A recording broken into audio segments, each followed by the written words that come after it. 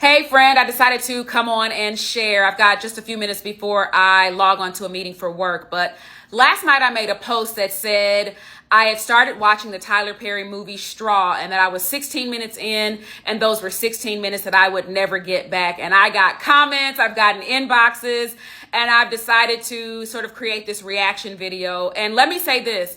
I've decided that you are either a Tyler Perry superfan or you're somebody like me. Just not your thing. You are not looking for the latest Tyler Perry release to come out. It is not on your calendar. I'm going to be honest with you.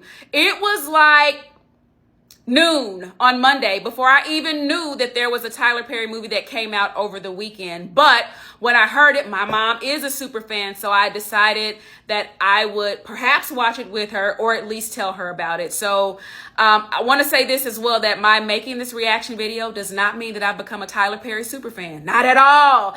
I'm not taking back anything that I said about my 16 minutes, but just because I don't love a writer or producer's work does not mean that I can't find something that I can celebrate about them or their work. And it doesn't mean that I will not allow their work to challenge me. So, with Tyler Perry, I want to say as a premise, I love the way he uses his place, his space, his voice, his influence, his platform to raise and discuss issues that deserve real attention. I also love the way that he honors and treats those who are individual contributors on his projects. I think that's fantastic. But I only ended up watching the movie in whole because I was on a flight delay that was close to 5 hours long. So I didn't have anything else to do, so I watched it. But that said, I did take some time to reflect on the characters, some of the characters anyway, but also like to think about and wrestle with my responsibility having watched this movie. Like, what did I think the messaging was about? So I did want to take some time and share that. First character we're going to talk about is my cousin, TarajiPHenson. Listen. The Henson girls keep showing up for y'all. We keep doing that. Yep, Henson girls gonna show up. Okay, she's not really my cousin, but we do have the same last name. And she was fantastic as our main character, Janiyah. By the way, if you've not seen the movie and you intend to, this is not like a spoiler alert situation, but if it's too much for you, go ahead and turn it off and save it for later. I felt like she did not just act. She ached on screen. Like, she literally captured what it meant to be a mother trying to hold everything together when literally everything around her was falling apart. And I think it's easy to see women, sisters, single moms in that space. In fact, you can see any woman who has ever continued to show up and keep going when everything was absolutely crazy. Any woman who knows what it's like to have to keep it going anyway.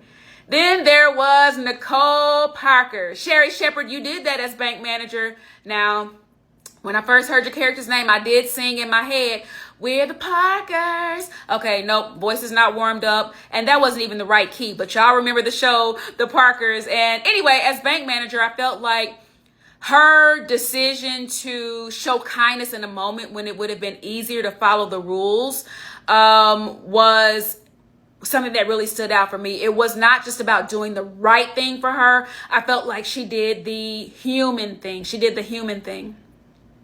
My favorite character in the entire movie was absolutely Officer Raymond. And I felt like her character offered Janiyah exactly what she needed in that moment. Yes, she needed to be seen, but more than anything, I felt like she needed to be heard. And Officer Raymond gave her that. She gave her a real ear, not judgment, not threats. Really, she gave her space to tell the truth, and not just the truth, but space to tell her truth. And I thought it was really interesting that she showed compassion in law enforcement. And the fact that compassion in law enforcement is not weakness, it's actually wisdom. It is actually wisdom. There was this officer who hit Janiyah. I don't want to spend too much time there, but I feel like in the moment that he hit her, it was already hard enough. But the reaction afterwards is what I think stung. And that is the shift from accident to interrogation. Really said a lot about how quickly things can move from care to control when you're a Black woman. It reminded me that we are often treated as threats when we are the ones who are actually bleeding. Okay, now listen. right here, like my eyes, which are normally a brownish color, when tears start to fall, they turn green. And I think a little green showed up when I saw Sinbad, the character Benny. Y'all, like a little tear form right here. His character had no fancy speech, no dramatic monologue, but his quiet concern, I felt like, spoke volumes. He was like that soft check-in, and he was this reminder that kindness doesn't have to be loud to be powerful. Then there was our manager at the grocery store, Mr. Richard Thurman. Y'all had a little flashback to a different world. I know you did. But he was, to me, like cold and calculated, and he was way too comfortable, like dismissing someone else's life with just a shrug. It didn't matter to him at all. And like watching him reminded me that systems don't break people. People break systems. People within the system break people. People break the system, and then the system breaks people because of the people inside. People within the systems break things. Chief Wilson. Chief Wilson's leadership style was what I took a look at, because he was all about policy. All about policy, no proximity. So his inability to see Janiyah as anything more than a problem that needed to be managed, for me, really shows what happens when power disconnects from people. I think that's a whole lesson for the church, that we can't allow our titles and the things that we have allow us to get so caught up that we miss being connected to people. Then there was this chanting crowd, and I'm going to make this my last one. People often ask me what made me decide to go to law school, and I've said always that I am put in this earth to give voice to people who feel like they don't have a voice of their own. So when this crowd showed up for me, it was in a way when Janiyah could no longer speak for herself. So I saw like the tension when protest meets power, when rage meets reason, like they showed up. And even if it was messy, they showed up. And sometimes that's all we have, is someone who will show up. So again, not a Tyler Perry super fan, but I can definitely recognize when actors bring the entirety of themselves to the screen. I can recognize when they make us feel something real, and I felt like in many ways they did that in this movie. And again, I don't have to be a fan of someone to give ear to their message. And I don't have to be a fan to wrestle with the responsibility of what, I felt like was delivered in that movie. And of course, I got to use this to shift into my thoughts concerning the church. Specifically, I work in the Sunday school Christian education space. So what can I do with this? How can I sit with this? And to be honest, I feel like our churches, our Sunday schools watch stories like this every single week, right? And we are responsible to see them, not to just let them show up, but we are responsible to see them and to ask the questions. We've got to ask, who is sitting in our pews that's carrying weight like Janiyah? Like, who is quietly unraveling even though they are showing up every single week? And this is what should challenge us to know that our teaching has to go beyond memory verses and lessons in morality.